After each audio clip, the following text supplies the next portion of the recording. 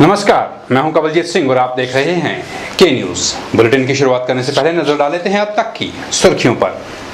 Headlines के प्रायोजक हैं रिफ्रेश मैट्रेस, एक ऐसा एहसास जो कर दे आपको रिफ्रेश। और मनमोहिक्स, जहां आपकी शॉपिंग को मिले नई पहचान। मंगलवार को उत्तरी ग्रिड के साथ ही पूर्वी और उत्तर पूर्वी ग्रिड में आई खराबी। हिमाचल सहित 21 राज्यों में गहराया बिजली का संकट। मैंने नहीं दिया इस्तीफा, बल्कि समिति में शामिल लोगों पर जताई नाराजगी, कहा पूर्व मुख्यमंत्री वीरभद्र सिंह ने। हालातों से समझौता करना सीखें वीरभद्र सिंह, उनके राजनीतिक सलाहकार बृज बिहारी लाल पटेल ने दी नसीहत। और खाद्य आपूर्ति मंत्री पर चुनाव आयोग को झूठी जानकारी देने का आरोप लगाया धवाला पंचायत के पूर्व प्रधान ने। और अब खबरें विस्तार से। मंगलवार को दोपहर से लेकर शाम तक देश के करीब 21 राज्य अंधेरे में डूबे रहे। इसका असर ऊर्जा राज्य कहे जाने वाले हिमाचल प्रदेश में भी देखने को मिला। हिमाचल प्रदेश में भी दोपहर करीब 1 बजे से बत्ती गुल हो गई और देर शाम तक विद्युत बहाली न हो पाई। बिजली ठप होने का मुख्य कारण पावर ग्रिड का फेल होना बताया जा रहा है।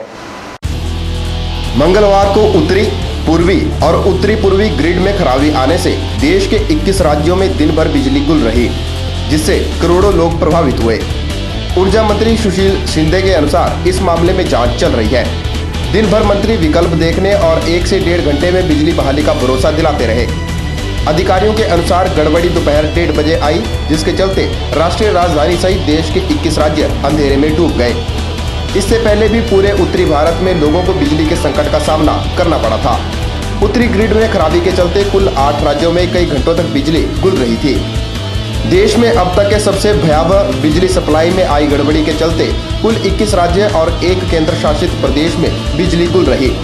उत्तरी, पूर्वी और उत्तर पूर्वी ग्रिड में खराबी से करोड़ों लोग प्रभावित हुए। वहीं हिमाचल प्रदेश में भी दोपहर से लेकर शाम तक बिजली ठप रही, जिसकी वजह से कोई भी काम नहीं हो पाया। हिमाचल प्रदेश में बिजली ठप होने की वजह से करोड़ों रुपयों का नुकसान आंका गया है। दिन भर बैंक और अन्य सरकारी दफ्तरों के साथ ही निजी कार्यालयों में भी कामकाज ठप रहा। ब्यूरो रिपोर्ट, के न्यूज। मैंने अपने पद से इस्तीफा नहीं दिया है, बल्कि इस बात को लेकर एतराज जाहिर किया है कि जिस समिति का मुझे अध्यक्ष बनाया गया है, उस समिति में मेरी सलाह मशवरे के बिना सदस्यों को मनोनीत किया गया। यह कहना है पूर्व मुख्यमंत्री वीरभद्र सिंह का। वीरभद्र सिंह शिमला स्थित अपने निवास स्थान हॉली लॉज पर पत्रकारों से बात करते हुए बोल रहे थे। हाईकमान को तल्ख तेवर दिखाने वाले वीरभद्र सिंह हिमाचल पहुंचते ही नरम पड़ने लगे हैं। सभी को मालूम है कि इन दिनों वीरभद्र सिंह का कांग्रेस हाईकमान के साथ मतभेद चला हुआ है और वह हिमाचल प्रदेश कांग्रेस की क्रियाकलापों पर भी सवालिया निशान उठाते हुए यहां कार्यकारी अध्यक्ष नियुक्त करने की मांग कर रहे हैं। हालांकि वीरभद्र सिंह शिमला में अपने समर्थकों के साथ बैठक करने यहां आए हुए थे, लेकिन उन्होंने इस बात को सिरे से ही खारिज कर दिया। मीटिंग नहीं है, 2 महीने आए हैं। I have come here primarily because कल हुआ है, क्या नाम है, मीटिंग रक्षाबंधन। मीटिंग नहीं है, इधर प्रेस क्या। मैं उन प्रेस वालों से पूछना चाहता हूँ जिसने कहा कि वीरभद्र सिंह ने इस बात को स्वीकारा कि उनके पार्टी के साथ मतभेद चले हुए हैं और उन्होंने इस बात को बड़े ही दमदार तरीके से कहा भी। वीरभद्र सिंह ने कहा कि मुर्दों में कभी मतभेद नहीं हुआ करते। साथ ही उन्होंने इस बात से भी इनकार कर दिया कि उन्होंने अपने पद से इस्तीफा दे दिया है। तो हाईकमान कोई फॉरेन फॉर पावर है, मेरी अपनी पार्टी का लोग हैं, हम बातचीत करते रहते हैं। इस्तीफे की बात सर, इस्तीफे की कहते हैं कि इस्तीफा दिया है कमेटी से। नहीं, मैंने नहीं इस्तीफा दिया। मैंने ये कहा है कि मुझे किस कमेटी का बनाया था, प्रचार कमेटी, मैं चेयरमैन बना और उसमें 24 आदमी और भर दिए। मेरे को पूछा तक नहीं। तो मैं कहा मैं ऐसी भीड़ को लेके कहाँ जाऊँगा। बिल्कुल सर, आपके सिद्धांत की बात है। बातचीत करके आते तो कोई बात नहीं। कॉल सिंह को हटाने की बात भी की सर आपने, कार्यकारी अध्यक्ष को।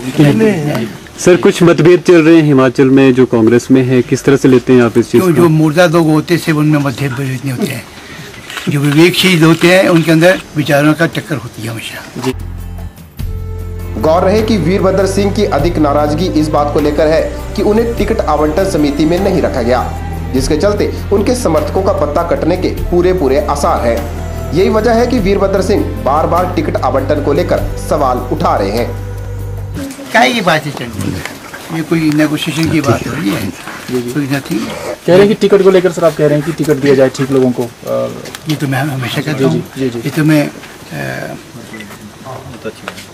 जरूर कहूँगा और हर वक्त कहता हूँ कि टिकट जो है किसी भाईचारे के आधार पर नहीं, कौन मेरा है कौन पराया है, कौन मेरा समर्थक है उसका नहीं है, विनेबिलिटी कौन जीतने के सक्षम है उसी के आधार पर टिकट बांटी जानी चाहिए। तो बीसीसी का, डीसीसी का, पीसीसी का चैनल है ना सर, इसमें छंटनी में कहीं सही लोग जो है वो छंट तो नहीं जाएंगे? जिस प्रकार से आज बीसीसी बनी है, डीसीसी बनी है, मुझे बड़ा शक है इसमें सही लोग का नाम आगे आएगा। मंगलवार को मौसम के कारण जहां वीरभद्र सिंह का घर हॉली लॉज धुंध की चादर में लिपटा हुआ नजर आया, वैसा ही वीरभद्र सिंह का राजनीतिक भविष्य भी धुंध के धुंधले बादलों में घिरा हुआ दिखा।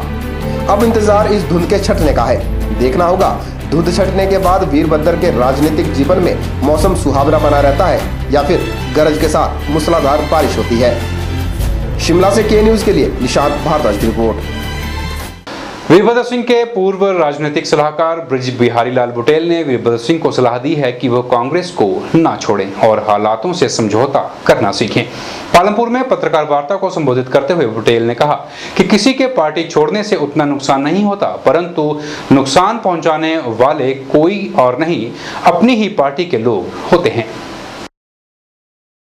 मैं सलाह देना चाहूँगा कि जैसे हालात हैं, हालात के साथ कॉम्प्रोमाइज़ करना चाहिए और हालात के साथ ही चलना चाहिए। इसमें अगर कोई ज़बरदस्ती करे तो वो ठीक नहीं होगा। उसमें मेरा यही राय होगी कि हालात के साथ चलना चाहिए और जैसे भी हालात हों वैसे अपने आप को ढाल कर अपनी सेवा उचारनी चाहिए। कल को मान लीजिए कि मैं कल मंत्री था, मैं आज मंत्री नहीं, तो मैं कांग्रेस छोड़ दूँगा? मैं कांग्रेस कर रहा हूँ। आज मैं एमएलए नहीं तो कांग्रेस की सेवा कर रहा हूँ, लोगों के पास जा रहा हूँ, लोगों के खरे पुरे में जा रहा हूँ। तो ये एटीट्यूड जो है, एटीट्यूड तो अगर मेरे दिल में कांग्रेस है तो मैं कांग्रेस के लिए काम करूँगा, ना के लिए मैं अपने लिए काम करूँगा। अगर अपने लिए काम करना तो फिर कांग्रेस का पता नहीं हो सकता। बुटेल ने नेताओं को चेताया कि वह राजनीतिक रोटियां सेकने के लिए जातिगत भेदभाव न फैलाएं। टिकट मांगने का सभी को हक है और टिकट किसको मिलना है उसका फैसला हाईकमान ही करेगी। भाजपा के राष्ट्रीय अनुसूचित जनजाति के महामंत्री त्रिलोक कपूर पर निशाना साधते हुए उन्होंने कहा कि वह खुद भाजपा से हैं और कांग्रेस से टिकट की वकालत कर रहे हैं। उन्होंने त्रिलोक कपूर से पूछा है कि वुल फेडरेशन के अध्यक्ष होने के नाते आज तक उन्होंने गद्दियों के लिए किया क्या है। तो हाईकमान फैसला करेगा, लेकिन जहाँ तक त्रिलोक कपूर की बात है कि वो किसी व्यक्ति विशेष के लिए टिकट मांग रहे कांग्रेस का, उसका औचित्य मुझे समझ नहीं आता कि खुद वो भाजपा में है और टिकट मांग रहे कांग्रेस के लिए। तो ये दोहरी नीति किस लिए है? क्या वो कांग्रेस में है या भाजपा में है? अब कुछ साल पहले वो कांग्रेस में भी रहे हैं, अब वो भाजपा के पक्के वो चेयरमैन भी है वुल फेडरेशन के। और मैं उनसे भी पूछना चाहता हूँ, आपने सवाल कर लिया है कि वुल फेडरेशन के चेयरमैन के नाते उन्होंने गद्दियों के लिए क्या किया? भाजपा को घेरते हुए उन्होंने कहा कि विकास के नाम पर सिर्फ कांग्रेस के कार्यों के उद्घाटन ही किए जा रहे हैं। पालमपुर से के न्यूज के लिए दीपक राणा की रिपोर्ट। धौला पंचायत के पूर्व प्रधान शक्तिचंद ने खाद्य एवं आपूर्ति मंत्री रमेश धवाला के खिलाफ मोर्चा खोल दिया है। उन्होंने धवाला की ओर से नामांकन पत्र दाखिल करने के दौरान दिए गए शपथ पत्र में झूठी जानकारी देने का आरोप लगाया है। शक्तिचंद के अनुसार वह इस मामले को लेकर न्यायालय का दरवाजा खटखटाएंगे। उन्होंने सूचना के अधिकार के तहत ली गई जानकारी को दिखाते हुए कहा कि शपथ पत्र में गलत जानकारी दी गई है और इसका चुनाव आयोग को भी संज्ञान लेना चाहिए। ये शपथ पत्र मैंने आरटीआई में जिला निर्वाचन अधिकारी से लिया था और इसमें जो इन्होंने 10वीं जो एचपी बोर्ड से दर्शाई है, तो ये 10वीं का अगर वाकई 10 पड़े हुए हैं और इसमें सच्चाई है तो इस सर्टिफिकेट को सार्वजनिक करने में क्या हर्ज है? कोई दिखाने में कोई दिक्कत नहीं होनी चाहिए इनको।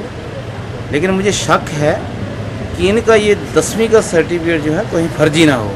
मैं सरकार से और ऊपर निर्वाचन अधिकारियों से सभी से अरदास करूंगा, रिक्वेस्ट करता हूं कि इसकी जांच की जाए, अन्यथा मैं जनहित याचिका को मद्देनजर रखते हुए उच्च न्यायालय का दरवाजा खटखटाऊंगा। के न्यूज में फिलहाल वक्त तो चला है छोटे से ब्रेक का, बने रहिए हमारे साथ।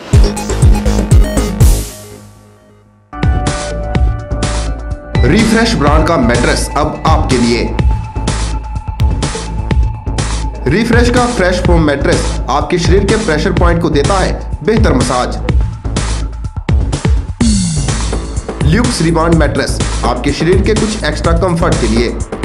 स्प्रिंग जिंग मैट्रेस, जैसा कि इसका नाम ही बताता है, ये आपके वजन के मुताबिक देगा आपके शरीर को राहत। और कंप्रेस्ड कोयर और फोम निर्मित चैप मैट्रेस ठोस व सुखद एहसास के लिए।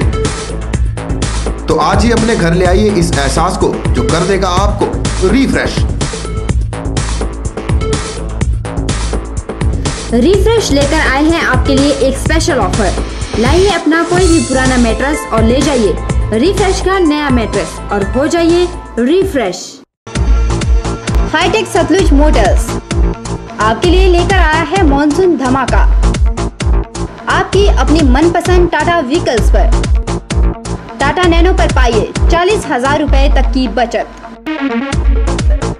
इंडिका, इंडिगो, ECS, विस्ता और मांजा पर पाइए 60,000 रुपए की बचत। Spatio HT, Sumo gold, Sumo Grande और सफारी पर पाइए 60,000 रुपए तक की बचत। अधिक जानकारी के लिए संपर्क करें। Phone number 01905 243 244 and 45।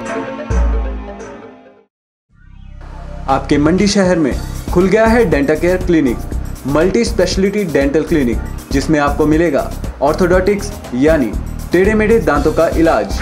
वर्ष भर 24 घंटे यहाँ उपलब्ध रहती हैं। Lingual braces, self ligating, ceramic braces, metal braces, orthopaedic treatment, orthognathic surgery, cleft ortho जैसी आधुनिक सुविधाएं। ये सभी सुविधाएं डॉक्टर विशाल सेठ द्वारा दी जाएंगी, जो कि हिमाचल के एकमात्र IBO क्वालिफाइड विशेषज्ञ हैं। डॉक्टर विशाल हिमाचल डेंटल कॉलेज सुंदरनगर में भी सहायक प्रोफेसर के रूप में अपनी सेवाएं दे रहे हैं। यहाँ विशेषज्ञों द्वारा इम्प्लांट्स, रूट कैनाल ट्रीटमेंट, दांतों की filling, crown and bridge work, मसूड़ों का इलाज, बच्चों के दांतों का इलाज, नए दांत लगाना व ब्लीचिंग जैसी सुविधाएं बहुत ही कम खर्च पर दी जा रही हैं। यहाँ एम्स नई दिल्ली के भूतपूर्व विशेषज्ञ व हिमाचल प्रदेश डेंटल कॉलेज सुंदरनगर के प्रशिक्षित विशेषज्ञ भी अपनी सुविधाएं दे रहे हैं। Denta care clinic, Canara bank के सामने, मंडी, हिमाचल प्रदेश। विश्वविख्यात मिनी स्विट्जरलैंड नाम से जाने जाने वाले पर्यटक स्थल खजियार में रेहड़ी फड़ी वाले दोबारा से रेहड़ी फड़े लगाने की मांग कर रहे हैं। गौरतलब है कि पैसा कमाने के चक्कर में यहां अवैध पैराग्लाइडिंग भी की जाने लगी थी, जिसके चलते अवैध तौर पर पैराग्लाइडिंग करने वालों के साथ ही रेहड़ी वालों को भी खदेड़ दिया गया था। खजियार में अवैध पैराग्लाइडिंग के चक्कर में एक पर्यटक को अपनी जान से हाथ धोना पड़ा था। पैराग्लाइडिंग करने वालों के साथ गरीब रेहड़ी वालों को भी यहां से खदेड़ दिया गया था। रेहड़ी वालों का कहना है कि वह पिछले 30 वर्षों से यहां पर अपना रोजगार चला रहे हैं। गौर रहे कि खजियार में 85 से भी ज़्यादा लोग रेहड़ी फड़ी लगाकर अपनी रोजी रोटी कमाने का काम करते हैं और इनकी दुकानें पंजीकृत भी हैं, लेकिन पैराग्लाइडिंग वालों की वजह से इन्हें भी सजा दी जा रही है। इन्होंने प्रशासन व मुख्यमंत्री से मांग की है कि जल्द से जल्द खजियार में रेहड़ी लगाने की इजाज़त दी जाए। कम से कम 85 लोग यहाँ पे काम करते थे रेहड़ी वाले। सरकार ने वो सब बंद करवा दिया। अब तो खाने की भी दिक्कत आ जाती है। यहाँ पे कोई भी फैमिली वाले यहाँ पे खजियार में सुखी नहीं है। मतलब अभी जो रेहड़ी बंद हुई है इसकी वजह से पैराग्लाइडिंग हम अपनी गलती मानते हैं कि यहाँ पे कुछ जितने भी पैराग्लाइडिंग वाले हैं जान जाने की उसमें वो रहती है, तो उनको बंद करवाया जाए। हम नहीं बोलते कि हाँ उनको या चलाया जाए या कुछ भी है, मगर उसकी वजह से जो है 85 लोग जो है वो बेरोजगार हो गए हैं। तो हमारी सरकार से यही गुजारिश है कि ये फिर से रेहड़ी फड़ी लगाई जाए और पर्यटकों को भी यहाँ पे खाने को कुछ नहीं मिल रहा है। सभी ना तो पानी मिलता है, ना चाय मिलती है, ना नींबू पानी कुछ भी है। खजियार में घूमने आने वाले पर्यटक भी यहाँ पर रेहड़ी फड़ी की छोटी सी मार्केट होने का समर्थन कर रहे हैं। हालांकि लंबे समय से रोजी रोटी कमाने वाले स्थानीय ग्रामीणों को एकदम से हटाना उचित नहीं है, मगर जिला प्रशासन को नियम कायदे के तहत पर्यावरण की सुरक्षा का भी ध्यान रखना है। लिहाजा प्रशासन निकट भविष्य में क्या निर्णय लेता है यह देखना होगा। के न्यूज़ के लिए खजियार से बॉबी सिंह की रिपोर्ट। निर्वासित तिब्बती सरकार द्वारा चलाई गई सत्य ज्योति मुहिम लद्दाख, श्रीनगर, पठानकोट, डलहौजी से होकर धर्मशाला के मैक्लोडगंज स्थित मुहिम दलाई लामा के निवास स्थान पर पहुंच गई है। सत्य ज्योति यात्रा का समापन निर्वासित तिब्बत सरकार के प्रधानमंत्री लोब्सांग द्वारा किया गया है। दुनिया भर में चलाई गई सत्य ज्योति मुहिम की मशाल लद्दाख से धर्मशाला पहुंच गई है। वहीं दूसरी मशाल साउथ कोचीन से शुरू होकर कर्नाटका पहुंच चुकी है और तीसरी सत्य ज्योति की मशाल केलोंग से शुरू होकर अरुणाचल प्रदेश में पहुंच गई है। ये तीनों मशालें दुनिया भर में चलाई जा रही हैं, जो 10 सितंबर को संपन्न होगी। मशाल के धर्मशाला पहुंचने पर निर्वासित तिब्बत सरकार के सांसद कर्मा ने कहा कि इस सत्य ज्योति के माध्यम से निर्वासित तिब्बत सरकार मांग करती है कि सन 1959, 61 और 65 में UN महासभा ने जो रेजोल्यूशन पास किया था उसे दोबारा से उठाया जाए ताकि चाइना तिब्बत के मसले को सुलझाया जा सके। इस सत्य की ज्योति के माध्यम से हम अंतर्राष्ट्रीय के महासचिव को एक अपील भेजना चाहते हैं, जो इस ज्योति के रैली के साथ साथ हम हाथ से सिग्नेचर कैंपेन भी करते हैं। उसके दौरान अंतर्राष्ट्रीय से हम निवेदन करना चाहते हैं कि सन 1959, 61, 65 में जो तिब्बत के मसले में UN महासभा में जो रेजोल्यूशन पास किया है, उस रेजोल्यूशन को दोबारा उठाए और तिब्बत के मसले को उसके माध्यम से सुलझा ले। उन्होंने कहा कि चीन का कहना है कि तिब्बत में शांति है, यह सब झूठ है। निर्वासित तिब्बत सरकार ने अंतर्राष्ट्रीय महासचिव से अपील की है कि तिब्बत में शांति दूत भेजकर इसका पता लगाया जाए। चीन कह रहा है तिब्बत में शांति है, हम कह रहे नहीं, इसलिए हम अंतर्राष्ट्रीय के निवेदन करना चाहते हैं कि एक शांति दूत तिब्बत में भेजे ताकि वहाँ जांच करे कि जो हम कह रहे हैं वो सच है कि चीन कह रहा सच है। गौर रहे कि तिब्बती एक लंबे समय से तिब्बत को आज़ाद करने की मांग करते आ रहे हैं और अपनी इसी मांग को लेकर अब तिब्बतियों ने सत्य ज्योति मुहिम की शुरुआत की है। धर्मशाला से के न्यूज़ के लिए निप्पी बादल की रिपोर्ट। के न्यूज़ में एक बार फिर वक्त हो चला है छोटे से ब्रेक का। देखते रहिए के news. National small industries corporation, जो कि भारत सरकार का उद्यम है और मिनिस्ट्री ऑफ MSME के अंडर आता है, ने अपना एक नया सेंटर कनाट विलेज हलाल में शुरू किया है। NSIC ने ये सेंटर इस उद्देश्य के साथ शुरू किया है कि यहाँ पे बेरोजगार बच्चों को हम कुछ स्किल डेवलपमेंट प्रोग्राम्स कराकर उनको प्रैक्टिकल और थ्योरेटिकल ट्रेनिंग्स कराकर उनको काम के योग्य बनाएं। और ये सेंटर में mobile repair, computer hardware, computerised accounting, fashion designing, इसके अलावा इलेक्ट्रिकल गैजेट रिपेयर और कुछ ऐसे प्रोग्राम भी शुरू किए जा रहे हैं जो कि ऑन द जॉब ट्रेनिंग दी जाती है, जैसे कि स्पाइस ग्राइंडिंग एंड पैकेजिंग के कोर्सेज, और बिल्कुल निःशुल्क शिक्षा इन बच्चों को दी जा रही है ताकि ये बच्चे इसका फायदा उठा सकें और अपने भविष्य के लिए एक अच्छा कैरियर चुन सकें।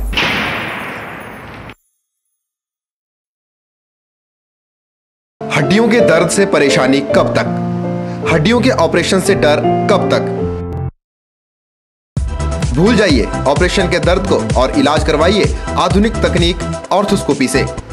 प्रदेश में पहली बार बिना ऑपरेशन के हड्डियों के दर्द को खत्म करने की तकनीक लेकर आया है Harihar hospital. Maulana Azad medical college नई दिल्ली के जाने माने ऑर्थोस्कोपी विशेषज्ञ डॉक्टर दिवाकर मिश्रा अब हरिहर हॉस्पिटल में उपलब्ध हैं, जो दूरबीन विधि से आपकी sports injury, arthritis, joint pain और हड्डियों की सभी प्रकार की बीमारियों का इलाज करेंगे। ऑर्थोस्कोपी विधि से इलाज करवाने पर आप कुछ ही घंटों के बाद मरीज को अपने घर ले जा सकते हैं। नई ऑर्थोस्कोपी तकनीक का जिले के कई लोग लाभ उठा चुके हैं, तो आप क्या अभी भी ऑपरेशन के दर्द का इंतजार कर रहे हैं? संपर्क करें Harihar hospital, national highway 21, Gutkar, मंडी, हिमाचल प्रदेश।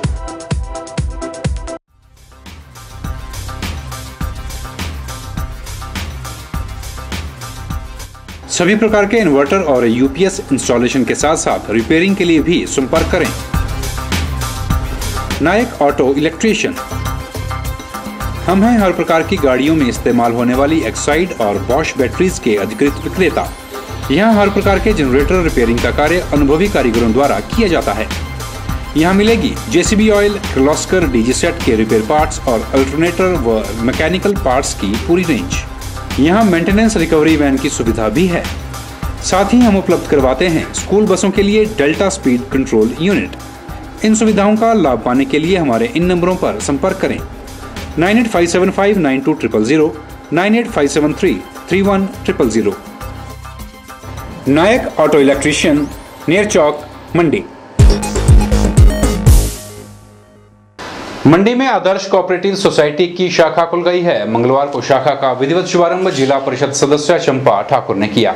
इस मौके पर उन्होंने शाखा द्वारा चलाई जाने वाली गतिविधियों के बारे में जानकारी ली और साथ ही शाखा की तरक्की की कामना भी की।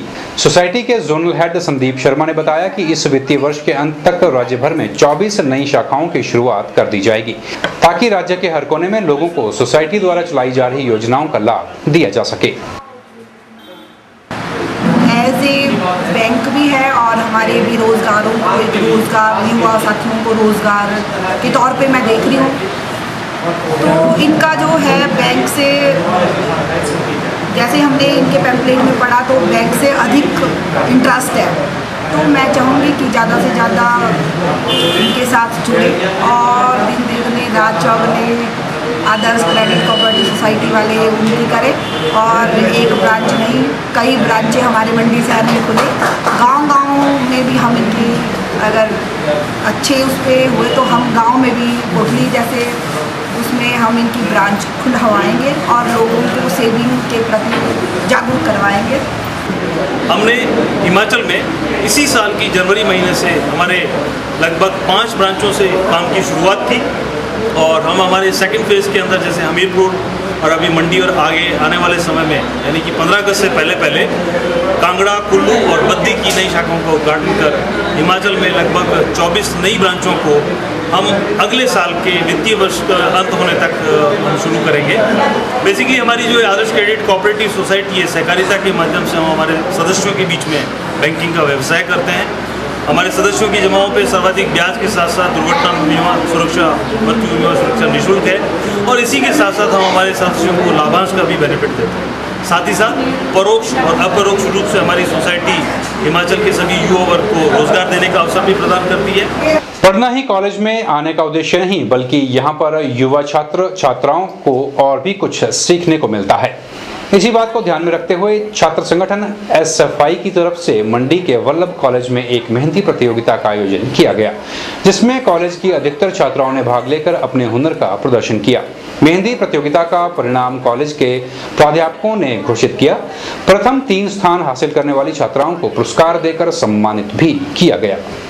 जैसा कि आज हमने यहाँ पे मेहंदी प्रतियोगिता का आयोजन किया SFI की तरफ से, तो इसमें बहुत से बच्चों ने पार्टिसिपेट किया, बहुत सी छात्राओं ने पार्टिसिपेट किया। तो बहुत अच्छा लगा कि लड़कियों ने ज़्यादा से ज़्यादा पार्टिसिपेट किया और उन्हें अपनी प्रतिभा को दिखाने का मौका मिला। एंड आज यहाँ पे SFI वालों की तरफ से एक मेहंदी प्रतियोगिता थी एंड ये बहुत अच्छी बात है, क्योंकि जो बच्चे स्टडीज़ के साथ साथ अपनी हॉबीज़ पे भी वर्क करना चाहते हैं उनके लिए बहुत अच्छा है एंड उनके लिए बहुत अच्छा मौका है। And I am very happy because मैंने इसमें पार्ट लिया and I stood first in that. College में अक्सर पार्टीज द्वारा ऐसी प्रतियोगिताएं कराई जाती है जिसमें कि बच्चों के अंदर का हुनर, टैलेंट निकल के आता है और ये बहुत ही अच्छा है। जो पार्टीज है वो इस तरफ काफ़ी ध्यान देती है एज़ कम्पेयर टू बाकी जो कॉलेज की यूनिवर्सिटी वगैरह है उनके अलावा। और ये होना चाहिए क्योंकि सिर्फ पढ़ना ही कॉलेज का मेन एम नहीं है। बच्चों में हर प्रकार के हुनर होने चाहिए और सब कुछ होना चाहिए, उन्हें सब कुछ आना चाहिए। के न्यूज़ में फिलहाल इतना ही। कवलजीत सिंह को दीजिए इजाजत। नमस्कार।